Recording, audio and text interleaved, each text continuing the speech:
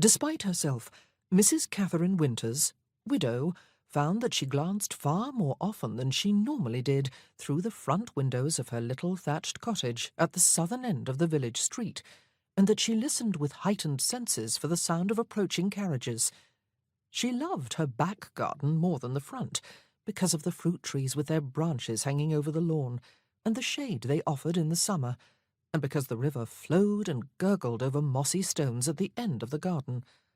But she found herself more often than not in the front garden these days, watching the crocuses come into bud, and a few brave shoots of the daffodil bulbs push through the soil.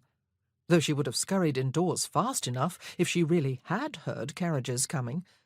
She did so one morning, only to find that it was the Reverend Ebenezer Lovering returning in his one-horse cart from a visit to a nearby farm. She had mixed feelings about the return of the family to Bodley. The children would be happy. They had been longing for weeks for the return of their mamma. She would come laden with gifts when she did come, of course, and spoil them for weeks, so that their classes would be disrupted. But then, children needed their mother more than they did lessons of any description.